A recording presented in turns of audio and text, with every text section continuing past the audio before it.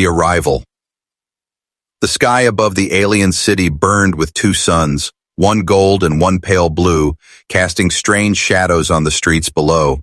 The marketplace was alive with noise, alien merchants shouting in sharp, clicking voices, the hiss of strange machines, the smell of roasted meat mixed with metallic air. And then, everything went silent. A man had entered. He was human, tall, wearing a dark coat that had seen many battles. His boots were dusty from long travel, and in his gloved hands he carried a small, sealed box. The aliens in the market stared at him with wide eyes. Their conversations stopped mid-word.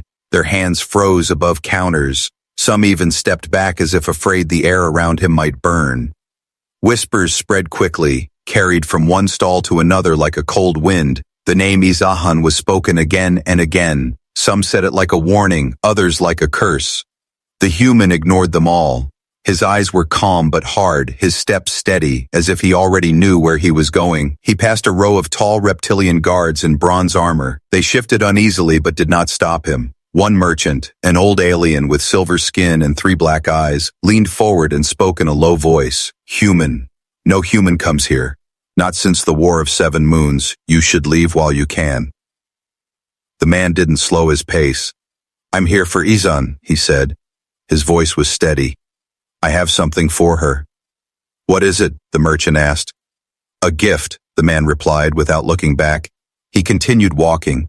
The streets twisted like a maze, narrow alleys filled with strange glowing plants and shadowy figures. More whispers followed him. Some aliens ducked inside their homes. Others trailed him from a distance. High above, the palace of Isahn rose like a black crown against the sky. Its towers shimmered faintly, as if alive. Inside those walls lived the one ruler, who had defeated human fleets, the one name that could silence an entire city. Far across the city, in the throne room of the palace, a cloaked alien messenger bowed low before a tall figure seated on a curved, bone-like throne. My queen, the messenger said in a trembling voice, a human walks the streets. He carries something. He says it is for you. Isahn's eyes, deep red and bright as molten iron, flicked open. Her voice was low, almost a growl. A human dares walk into my city? Alone? Yes, my queen, the messenger said. The people are afraid. They whisper your name. Isahn rose slowly from her throne, her tall armored frame casting a long shadow over the floor. Bring him to me alive, she commanded. Do not harm him. Yet. Back in the streets, the man, Captain Elias Ward, could feel the eyes on him. He tightened his grip on the box. Inside it was the reason he had crossed 3 star systems, the reason he had risked his life. A sudden movement caught his attention. A group of rough-looking alien mercenaries stepped out from a side street. Their weapons were drawn. They blocked his path. Human, the leader said in a hissing voice, you will give us what you carry, and maybe we will let you live. Elias looked at them without fear. You couldn't pay me enough to open this for you, he said. The mercenary leader grinned, showing rows of sharp teeth. Then we will take it after you are dead. They moved in fast, but Elias was faster. He sidestepped the first strike, smashed his elbow into another's jaw, and drove his boot into a third one's chest. The fight was quick but brutal. He fought like a man who had seen too many wars. When the dust settled, the mercenaries lay groaning on the ground. Elias didn't waste a word on them. He picked up the box where it had fallen, brushed off the dust, and kept walking. From a rooftop above, a cloaked fig. Yor had been watching the fight. The spy turned and leapt across the roofs, rushing back to the palace. By the time Elias reached the palace gates, the massive doors of black metal were already open. The guards stepped aside, unsure if they were obeying orders or simply afraid to stop him. Inside, the air was cool and heavy. Lit torches burned with blue fire. The long hall stretched ahead, ending in the throne where Isahn sat waiting. Her eyes locked on the small box in his hands. And for the first time since entering the city, Elias slowed his steps. He had reached the end of his journey, but the real test was only beginning, the name they fear. The throne room of Isahn was vast, built from black stone carved with symbols older than the city itself. Tall pillars twisted upward like frozen smoke, glowing faintly with veins of silver. At the far end, Isahn sat upon her throne, her armor a deep shade of crimson, her long black cloak flowing down the steps. The moment Elias entered, a heavy silence fell. Guards lined the walls, their hands tight around their weapons. Their eyes were fixed on the small box he carried. Isahn's voice cut through the air like a blade. "You have come far, human," she said. "Do you know what your kind is to me?" Elias met her gaze. "I know enough," he said. His voice was calm but steady. Her eyes narrowed. "You are a species that bleeds defiance. You fought me for 7 years, and when you lost, you swore vengeance. So why should I let you stand here alive?" Elias took a slow step forward. "Because what I carry is not a weapon," he said. "It's a gift." The words seemed to echo in the hall. Several guards exchanged uneasy glances.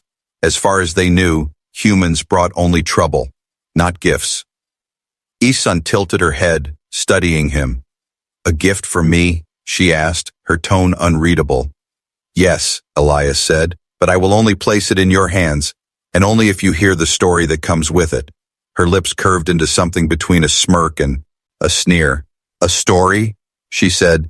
"Do you think I have time for your words, human?" "I think you'll want to hear this one," Elias replied. Isahn rose slowly from her throne. The hall seemed to shrink around her as she approached. Her presence was heavy, like standing in the shadow of a mountain. She stopped only a few steps away from Elias, her eyes searching his face.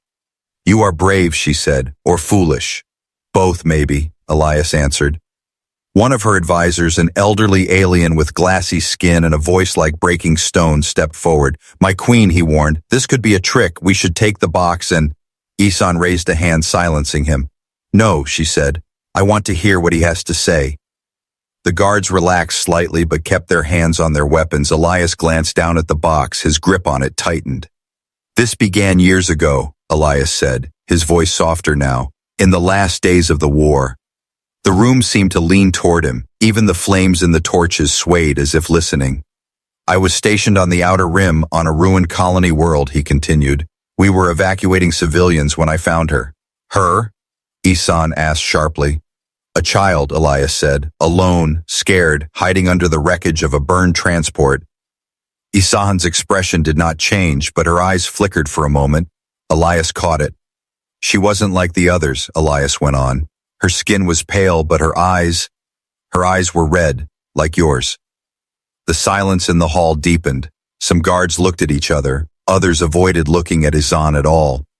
Elias's voice grew even quieter. "She told me her name, and when she did, I knew who she was." Isahn's hands tightened into fists at her sides. "You will tell me," she said, her voice like distant thunder. Elias nodded. "I will, but not yet." Her patience thinned, but something in her eyes, curiosity, perhaps even fag, kept her from striking him down. "You will speak," she ordered, "and I will decide if you live." Elias lifted the box slightly. "Everything I have to say is inside this. But if I open it now, the meaning will be lost," he said. "So let me tell you why I came here, and why I risked my life to do it." From the shadows above, unseen by most, the cloaked spy who had followed Elias earlier was still watching. The spy's claws tapped the railing, sensing that something far larger than a simple gift was unfolding. Isahn stepped back to her throne, her voice echoing. "Speak then, human. But remember, every word you say decides whether you leave here breathing." Elias nodded once, steady, and began. Prisoner of the palace. Elias stood in the center of the throne room, his boots echoing softly against the cold stone floor. The air was heavy, thick with the smell of burning incense. The guards had formed a circle around him, their weapons ready. Isahn sat tall on her throne, her red eyes locked on him. Her face was unreadable, but there was something sharp in her gaze, a question she didn't want to ask out loud. "You say this child had eyes like mine," she said, her voice low. "Do you know what that means?" "Yes," Elias replied. "It means she was yours." The words cut through the room like a blade. Several guards shifted uneasily. A few whispered in disbelief. The old advisor stepped forward. "Impossible," he said quickly. "The queen has no offspring." Elias's gaze didn't move from Isahn. "That's what you believe," he said. "But I saw her. I spoke to her. I kept her safe for years. Isahn's fingers curled around the arm of her throne. If you are lying, human, there is no corner of the galaxy you could run to that I would not find you. I'm not lying, Elias said simply. I made her a promise. That one day I would bring you something she wanted you to have. The room grew still. The flames in the blue torches swayed as if a wind had passed through. What happened? It to her? Isahn asked. Though her voice betrayed nothing, Elias's eyes darkened. She's gone, he said. But before she died, she made me swear to bring you this. He lifted the small box slightly. Her gift. One of the younger guards, a tall figure with scaled skin, stepped forward. My queen, we should open it now. If this is some human trick, better to know it before— No, Isahn interrupted sharply. Her gaze never left Elias. He said it comes with a story. Let him finish. Elias took a slow breath. During the war, after the last battle on Kalor's moon, I found her in the ruins, he began. She was hurt, her clothes torn, but she refused to leave without a small satchel she carried. Inside it was this box. Sealed tight, she told me it was for her mother. The word mother seemed to echo in the high ceiling. Some guards lowered their eyes, not daring to watch their queen's reaction. She spoke of you, Elias continued, not with hate, not with fear, but with hope. Isahn's hands tightened, but she remained silent. Elias stepped forward just enough for the guards to tense. I kept her hidden for years. I moved from system to system, trying to keep her away from those who would use her as a weapon or a bargaining chip. You expect me to believe this? The old advisor asked, that the queen's blood survived under the care of a human? Elias turned his head toward him. Believe it or not, he said, she's gone now. But her last wish was for me to stand here in front of Isahn and place this box in her hands. Isahn's eyes had not left the box. Her voice was quieter now, almost distant. And what is in it? You'll know soon enough, Elias said, but once you open it, the story ends. And what comes next is up to you. A long silence filled the hall. The tension was so thick it felt like the air itself had weight. Finally, Isahn spoke. You will stop. Lie in the palace tonight, human, she said, under guard, until I decide what to do with you. The guards moved in, two of them taking position at his sides. One reached for the box, but Elias pulled it slightly back. No one touches this until I hand it to her, he said firmly. Isahn's eyes narrowed. Fine, she said, but know this. If I find a single lie in your words, you will not leave these walls alive. Elias met her gaze without flinching. I've come too far to lie, he said. The guards led him away, down a long corridor lit by blue flames. The sound of their boots echoed in the narrow space. Behind him, in the throne room, Isahn sat very still, her eyes fixed on the place where Elias had stood. She told herself it was a trick, a game humans played to gain favor. But deep inside, there was a shadow of something she had not felt in years. Doubt, the past unveiled. Night fell over the alien city. The two suns dipped below the jagged horizon, and the streets turned cold and quiet. From his chamber in the palace, Elias could hear distant bells and the low hum of patrol ships moving through the sky. He sat on a simple bed, the box resting on his lap. His hand never left it. Outside his door, two guards stood like statues, their armor catching the torchlight. Elias's mind drifted back to the day he first saw her. The memory was sharp, like it had happened yesterday. The war had been raging for years. He was stationed on Kalor's moon, a battlefield of broken metal and scorched earth. Human and alien ships burned in the sky above. The ground trembled with distant explosions. That's when he heard it.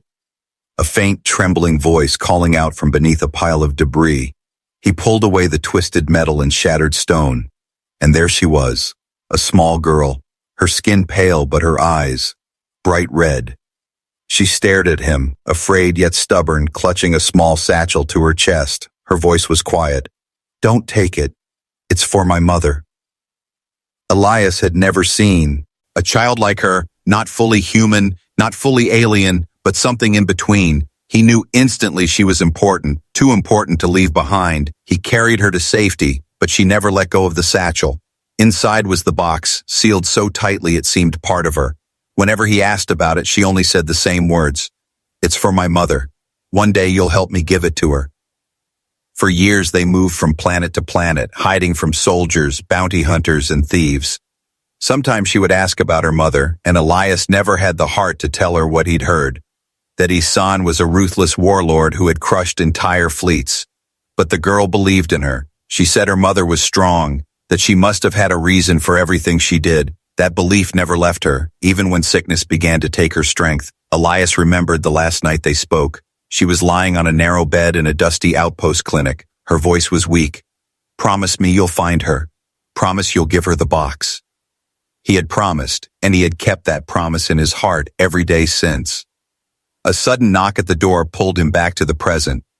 The guard stepped aside as the door opened, and there stood Isahn herself. She entered without a word, her cloak brushing the floor. The guards closed the door behind her, leaving them alone. Elias stood, the box still in his hands. Isahn's eyes went straight to it. "Tell me the rest," she said, her voice low but edged with command. "She was your daughter," Elias said. "Half human, half of your kind. She survived the war because I found her.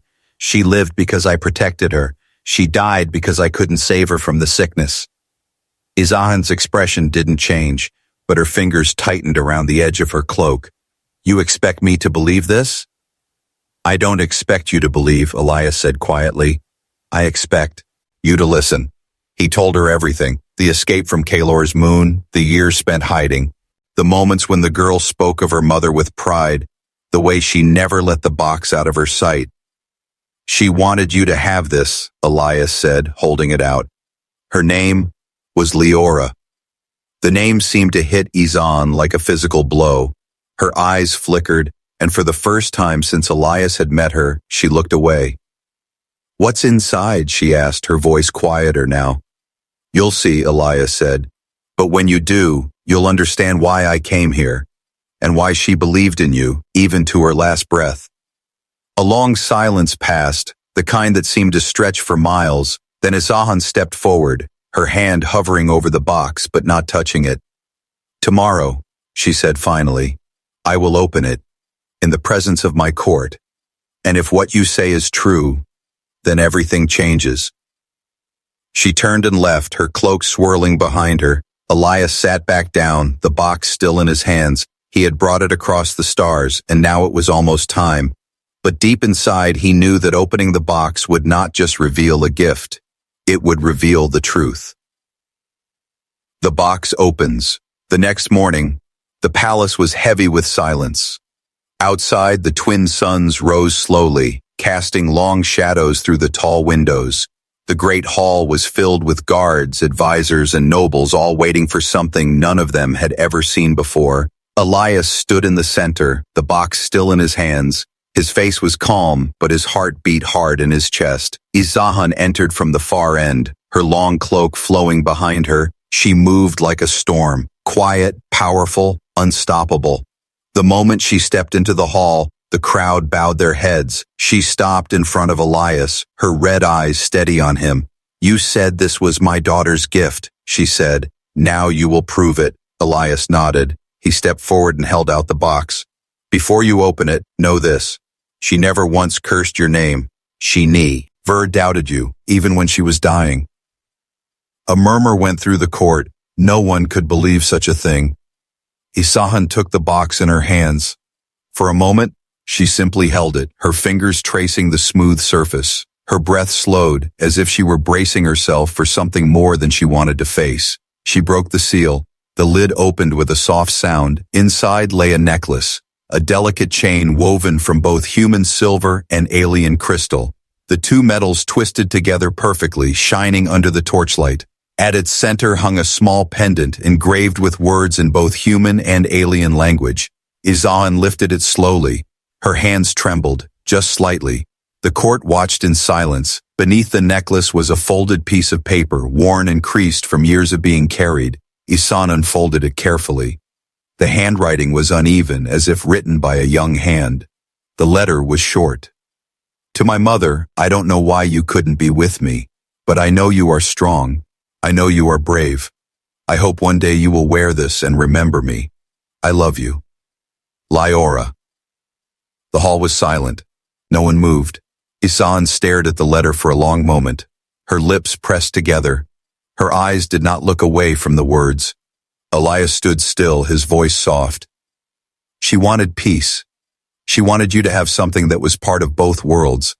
She believed you could make that happen. Isahn's gaze shifted to the necklace.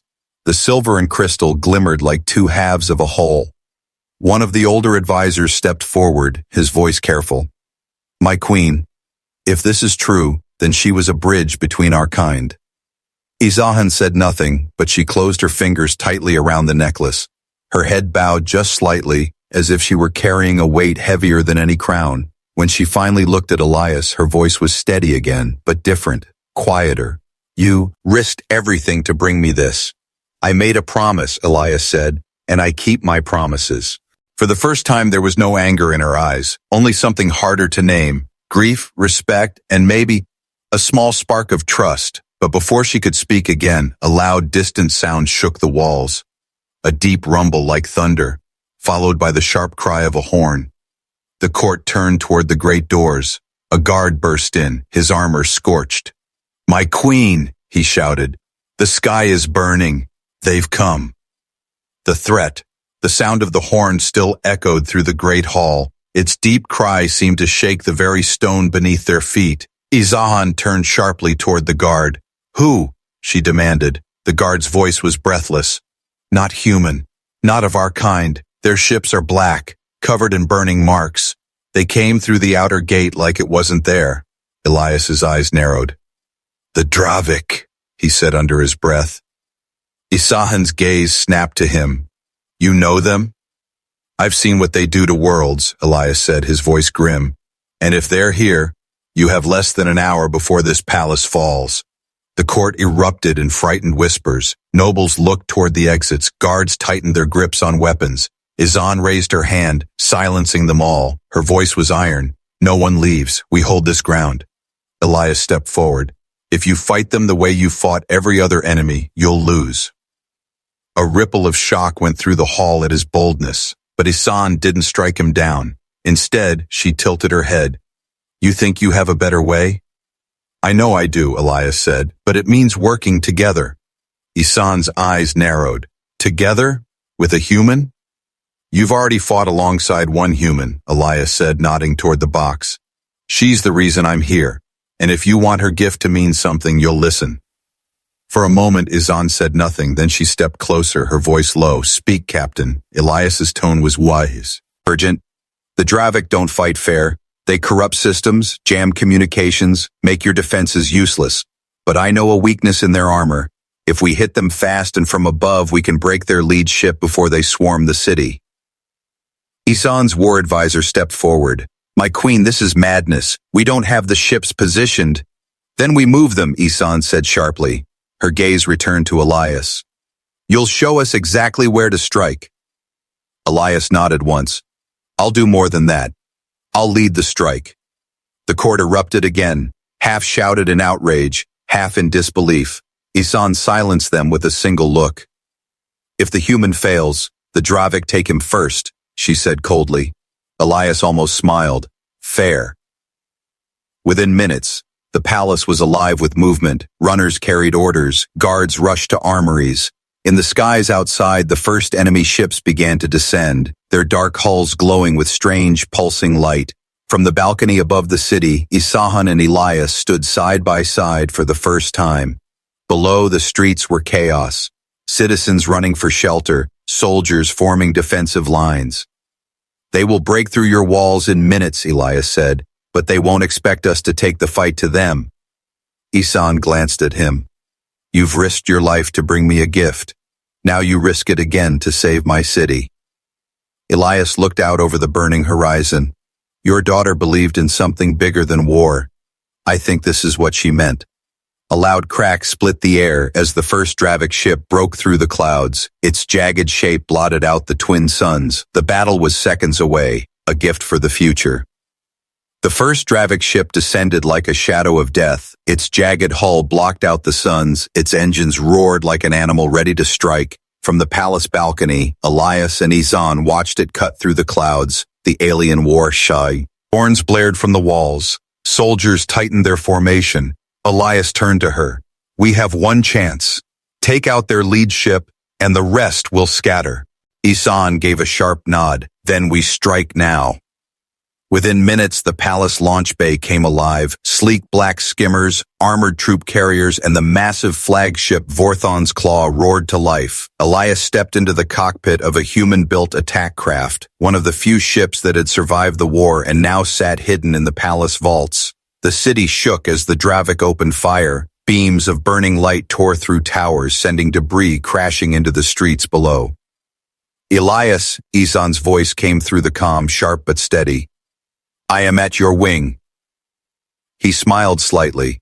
Then let's show them what happens when human and your kind fight together. The ship surged into the sky, cutting through smoke and fire. The lead Dravik vessel loomed ahead, its spines glowing with energy, charging for a shot that could tear the palace in half. Now! Elias shouted, diving low to avoid their plasma fire. He wove through the chaos, blasting open one of the Dravik's armor seams. Isahn's ship swooped in from above, driving a spear of molten energy deep into the exposed gap. The explosion ripped through the enemy's core. The great ship groaned, split, and began to fall toward the sea. The remaining Dravik vessels faltered, their formations breaking. Within minutes, they were fleeing into the black sky, vanishing beyond the horizon. Silence fell over the city, broken only by the distant crackle of fires. Back in the great hall, Isahn removed her helmet. Her eyes met Elias's. You saved my people, she said, her voice softer than he had ever heard. Elias shook his head. No, your daughter did. She brought us here, even if she's not here to see it. Isahn looked down at the necklace she now wore around her neck. The silver and crystal gleamed in the torchlight. In front of her court, she stepped forward and clasped Elias's forearm, a gesture of warriors. From this day, I know human will be unwelcome in my city, she declared. The crowd murmured in astonishment. Elias turned to leave but paused at the door. She wanted you to have peace, he said quietly. Don't waste it. Isahn watched him go, her hand resting lightly on the necklace. For the first time in years, she felt the weight of her crown lessen. Above the city, the twin suns shone again, and in the Hall of Peace, the gift of a daughter to her mother became a symbol for a future neither human nor alien could have imagined alone.